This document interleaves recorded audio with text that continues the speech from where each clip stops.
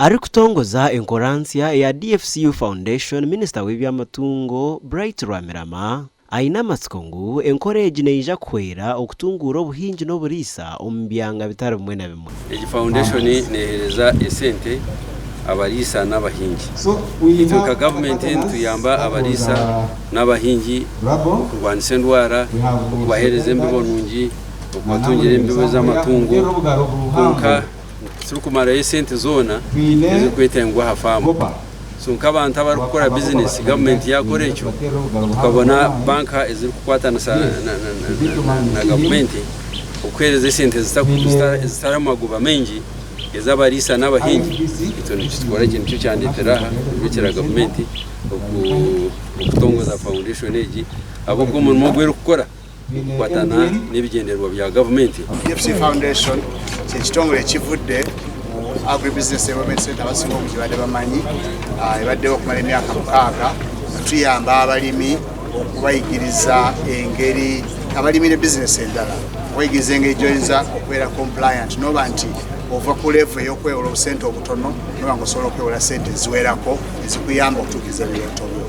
So weekend eno tubali tulambula abalimi n'abalunzi n'abamakolero abali mu region eno abali mu tulubeeryo abali mu portfolio yaffe tubali tuyamba okumala emyaka okulaba kiki bakoze n'engeri gye beeyagala okweyongerayo mu maaso. Enkora ya DFCU Foundation yaatongozibwa ahari Rwenjeru Agrotourism Demo and Training Farm omuri Mbarara. Future plans, we are looking at value addition. We'll be having packed yogurt, packed honey, make butter, cheese, wine, banana powder. Then to improve on our community tourism, we need to involve our community and from the visitors who come here.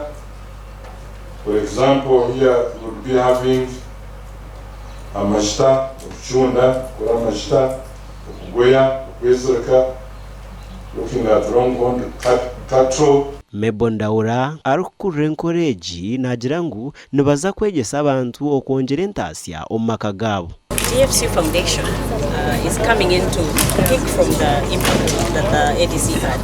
We'll continue to support the agribusinesses, but we are also going to go a step further and support trade and business sector. So small, medium enterprises, even the micro enterprises. As DFCU Foundation, we look at agriculture. How do we support the farmers to improve agriculture, improve the ways in which agriculture is supported, get access to the market and better farming practices. Gasha kwa Anita Tukunda.